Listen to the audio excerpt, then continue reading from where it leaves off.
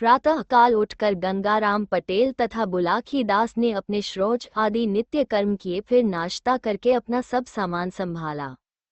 उसके बाद जूनागढ़ से प्रस्थान किया। रास्ते में उन्होंने देखा कि इस क्षेत्र में निवास बड़े धार्मिक, दयालु और धनाढ्य हैं। उन्होंने रास्ते में बहुत से मंदिर भी देखे जहां सदावत लगे हुए थे। वहीं महात्माओं तथा भूखे लोगों को भोजन दिया जाता था। इस प्रकार अनेक प्राकृतिक दृश्यों को देखते हुए वो भावनगर में आए। भावनगर गुजरात का एक प्रसिद्ध शहर है। यहाँ शहर के किनारे एक सुंदर बाग में आकर ठहरे। बुलाकी नाई ने सब सामान ठीक प्रकार से लगा दिया तो उसके बाद गंगाराम पटेल ने 50 रुपये बाजार से सामान लाने को दिए। बुलाकी दास खाने का सामान लेकर बाजार से जिस समय वापस आ रहा था तो उसने देखा कि एक बहुत बड़ा जुलूस निकल रहा है। उसमें एक वृद्ध पुरुष तथा एक वृद्ध महिला भी थी। इनका एक स्थान पर अभिनंदन हो रहा था। बुलाकी दास ने वहां खड़े हुए लोगों से पूछा कि यह जुलूस किस कारण से निकाला जा रहा है। लोगों ने उसे बताया कि यह वृद्ध और वृद्धा दोनों पति पत्नी हैं। कई साल पहले इन्हें मृत घोषित कर दिया था। ये शहर के प्रसिद्ध सेठ और सब जनता के प्रिय तथा हितकारी हैं। इनके मरने के समाचार है। सब जनता बहुत दुखी थी, परंतु आज ये जीवित यहाँ आए हैं तो जनता ने इसी उपलक्ष्य में इनका जुलूस निकालकर खुशी मनाई है। जगह जगह दोनों का अभिनंदन हो रहा है। बुलाकी दास को ये बात सुनकर बड़ा आश्चर्य हुआ और वह कहने लगा कि कई साल पहले जो व्यक्ति मर चुके थे आज भी जीवित कैसे हो गए हैं और उनका जुलूस इस उत्साह से क्यों निकल रहा है। अपने मन में विचार करता हुआ बुलाकी नाई सामान लेकर पटेल जी के पास आया और उनके सामने सामान रखकर कहने लगा, पटेल जी अब तो मुझे आज्ञा दो। इतनी सुनकर गंगाराम पटेल कहने लगे कि मालूम होता है तुम कोई अजूबा चरित्र देख कर आए हो, तभी यह बात कह रहे हो। अब तुम पहले तो खाना बनाओ, खाओ। रोज की भांति सोते समय मैं तुम्हारी बात का जवाब दूंगा। गंगाराम पटेल की बात सुनकर बुलाकी दास पानी भर कर लाया, चूल्हा जलाया, फिर दोनों ने मिलकर भोजन बनाकर खाया। बुलाकी नाई पटेल जी का बिस्तर लगा दिया और हुक्का भरकर उनके सामने रख दिया। फिर बर्तन साफ कर अपना सब सामान ठिकाने पर लगाया और पटेल जी के पैर दबाने लगा और पटेल जी से बोला कि आपने कहा था कि सोते समय जो भी बात है उसका जवाब दूंगा, अब जवाब दो। इतनी सुनकर गंगाराम पटेल बोले, बताओ तुमने आज क्या अनोखी बात देखी है। इतना सुनकर बुलाकी नाई बाजार में देखा हुआ वह दृश्य बयान कर दिया। इतनी बात बुलाकी नाई ने सुनकर गंगाराम पटेल, देखो फौज में नकारा और बात में हुंकार जरूरी है। सो तुम जब हकारा देते रहोगे तब तक मैं बात कहूंगा, जब हुनकारा देना बंद कर दोगे तो मैं भी बात बंद कर दूंगा।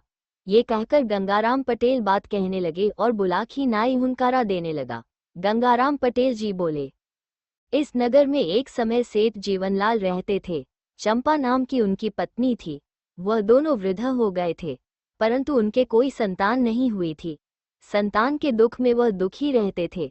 एक दिन चंपा अपने पति से कहने लगी, दोहा अब तक मेरे हैं प्रभु, हुई नहीं संतान, ब्याह दूसरा कीजिए, भली करे भगवान। अपनी पत्नी की बात सुनकर सेठ बोले, दोहा हो करके रहता वही जो विधि रचा विधान। कैसे हो सकती प्रिय बिना भाग्य संतान। हे प्यारी, संतान भाग्य से होती है। यदि मैं दूसरा ब्याह कर लूं और फिर भी संतान ना हो तो क्या होगा, इसलिए ऐसे ही रहना ठीक है। अब तक किसी को बुढ़ापे में ब्याह करके सुख नहीं मिला। इस सेठ ने सेठानी को बहुत समझाया, परंतु वह ब्याह के लिए हठ पकड़ गई। अपनी पत्नी का हठ देखकर थोड़े दिन में एक 20 वर्ष की कन्या से विवाह कर लिया। सेठ जी विवाह कर नई वधू को अपने संग लाए तो दरवाजे पर आकर नई पत्नी कहने लगी, दोहा अलग रहूंगी सौत से, सुनो नाथ चितलाए, कमरा मेरे लिए एक खाली दे कराए। नई वधू की ऐसी बात सुनकर सेठ कहने लगा, दोहा पत्नी मेरी वृद्ध है, सभी गुणों की खान, मिलकर के उससे रहो, पाओ सुख महान। सेठ ने बहुत समझाया मगर नई पत्नी कहने लगी कि एक म्यान में 2 तलवार नहीं समा सकती। सेठ ने परेशान देखकर सब हाल अपनी पहली पत्नी से कहा, जिसे सुनकर उसने एक कमरा नई बहू के लिए अलग रहने को खाली कर दिया। नई बहू उस कमरे में आए और रहने लगी। सेठ का एक मुनीम था जिसकी उम्र लगभग 24 साल की थी। थोड़े दिन में नई बहू की उस मुनीम से आंख लड़ गई तो वह दोनों छिपकर अपनी वासना की तृप्ति करने लगे। मोहल्ले में मुनीम ने खबर कर दी कि सेठ पागल हो गए हैं। धीरे धीरे सेठ के पागल होने की खबर सब नगर में फैल गई। सेठ ने यह बात सुनी तो उसे बड़ा दुख हुआ, परंतु उसकी समझ में कोई बात नहीं आई। सेठ की पहली पत्नी ने मुनीम और सेठ की पत्नी का व्यवहार ताड़ लिया था। वह अपने पति से कहने लगी कि तुम्हारे मुनीम ने तुम्हारे पागल होने की खबर उड़ाई है। उसके नई बहू से दूषित संबंध हैं। ये लोग किसी षड्यंत्र से हम तुम दोनों को मरवा कर आप आनंद से जीवन व्यतीत करना चाहते हैं। सेठ ने कहा कि अब मैं होशियार रहूंगा। मुनीम और सेठ की नई पत्नी आपस में एक साथ रहती थी। एक दिन मुनीम ने सेठ की नई पत्नी को समझाया कि कहीं ऐसा ना हो कि पहली पत्नी को सेठ सभी जायदाद दे दे, इसलिए उचित है कि सेठ से उसकी संपत्ति को अपने हक में लिखवा लूं। सेठ की नई पत्नी ने भी इसका समर्थन किया। मुनीम उस शाम को शराब पीकर आया और एक लिखा हुआ पत्र सेठ के सामने रख दिया। उसने सेठ को पिस्तौल दिखाकर जबरन उस कागज पर हस्ताक्षर करा लिए। सेठ ने मरने के डर से उस पर हस्ताक्षर कर दिए। अब मुनीम और सेठ की नई पत्नी स्वच्छंद होकर रहने लगे। फिर एक दिन मुनीम ने सेठ को भोजन के साथ विष खिलाकर एक बड़े नाले में बहा दिया और दूसरे दिन मोहल्ले में खबर उड़ा दी कि सेठ पागल थे, ना जाने वह रात में कहाँ चले गए। ये खबर सुनकर लोग बहुत दुखी हुए। अब पहली बहू के दुख का ठिकाना भी ना रहा। बेचारी बहुत रोई, मगर क्या करती। एक दिन उस मुनीम ने सेठ के कपड़ों में खून के कुछ दाग लगाकर और हड्डियों का एक पंजर तलाश करके मोहल्ले में एक खबर सुनाई कि जंगल में सेठ की हड्डियां और वस्त्र मिले हैं। ऐसा मालूम होता है कि उन्हें जंगल में कोई जानवर खा गया। मोहल्ले के लोग वहां गए और सेठ के कपड़ों तथा हड्डियों के पंजर को उठा लाए और वैदिक रीति से दाह संस्कार कर दिया।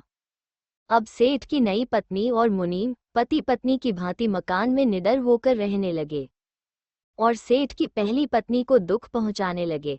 वो कहने लगी, मैं सेठ की पत्नी हूँ, उसकी संपत्ति मालिक हूँ। मुझे सेठ के मरने की बात में भी बहुत लोगों का षड्यंत्र दिखता है। मैं ये सब पुलिस को बताऊंगी। ये सुनकर मुनीम और सेठ की नई पत्नी ने विचार किया कि अभी मामला ताज़ा है, इसलिए थोड़े दिन तो इसे सुख से रखना चाहिए, जिससे ये सेठ को भूल जाए, फिर इसका भी कुछ इंतजाम कर देंगे। यह विचार कर सेठ की नई पत्नी ने बनावटी प्रेम दिखाकर उसकी खुशामद की और कहा, तुम मुझसे बड़ी हो, मैंने बड़ी भूल की है जो तुम्हें कष्ट दिया है। अब कष्ट नहीं दूंगी, तुम्हें बड़ी बहन बना कर रखूंगी। जिस नाले में सेठ को जहर खिलाकर फेंका गया था, आगे चलकर उसके किनारे एक महात्मा की कुटिया थी। महात्मा की नज़र सेठ की लाश पर पड़ी तो उसने उसे निकलवाया। उसने देखा कि यह मरा नहीं है, बल्कि किसी ने जहर खिला दिया है। महात्मा ने जड़ी बूटियों से उसका इलाज किया तो सेठ का विष उतर गया और उसे होश आ गया। महात्मा ने उसे अच्छी तरह रखा, जिससे कुछ दिनों में वह स्वस्थ हो गया। वो सेठ महात्मा का शिष्य होकर उसी स्थान पर भगवान का भजन करने लगा।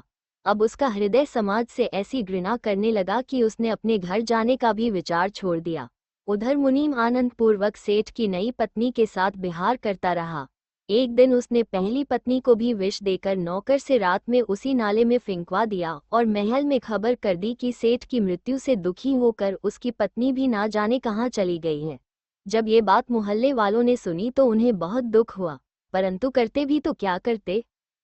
सेठ की वृद्धा पत्नी की लाश भी उस नाले में बहती हुई उसी महात्मा की कुटिया के पास पहुंची तो महात्मा ने उसे भी निकलवाया और उसका भी जड़ी बूटियों से इलाज कर विष दूर कर दिया। जब उसे होश आया तो सेठ ने बताया कि यह तो मेरी पत्नी है। ये सुनकर महात्मा बहुत प्रसन्न हुआ और स्त्री को भी वही रखा। जब वह स्वस्थ हो गई तो उसने भी उस कुटी पर रहकर भगवान का भजन करने का विचार किया और अपने पति के सहित कुटी पर रहकर भगवान का भजन तथा महात्मा और अपने पति की सेवा करने लगी।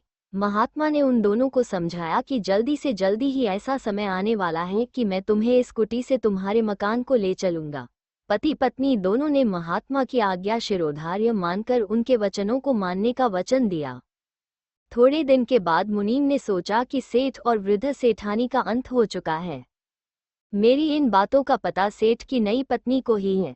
यदि इसको जान से मरवा दिया जाए तो मैं इस सेठ की सभी जायदाद का अकेला मालिक बन जाऊं। उसने जिस नौकर से सेठ सेठानी को जहर दिलवाया था, उसे 5,000 रुपये देने का वादा करके अपनी ओर मिला लिया। रात में सेठ जी की सोती हुई नई पत्नी को भी चाकू से गोद दिया और उसी नौकर से गड्ढा खोदवाई कर उसमें गड़वा दिया। जब नौकर ने 5,000 रुपये मांगे तो उसे मारने को पिस्तौल दिखा दी। नौकर मुनीम की मनसा समझ गया और वहां से भागकर पुलिस के दफ्तर में गया और सेठानी को विष देने तथा नई सेठानी को जान से मारने की सभी बातें पुलिस को बताई। पुलिस अधिकारी मकान पर छापा मारकर सेठ की नई पत्नी की लाश गधे से निकालकर मुनीम को गिरफ्तार कर जेल भेज दिया। जब ये समाचार एक दिन महात्मा ने कुटी पर सुना तो उसने सेठ सेठानी को सम्मानपूर्वक उस नगर में भेजा। लोगों ने सेठ सेठानी को पहचानकर बड़ी खुशी मनाई और उसी खुशी में जुलूस निकालकर उनका जगह जगह पर सम्मान किया। हे बुलाकी, लोग सच कहते हैं, बुराई का फल बुरा होता है और भलाई का भला।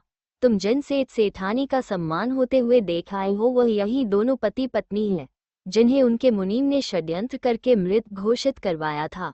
देखो, बुढ़ापे में ब्याह करना बहुत बुरी बात है।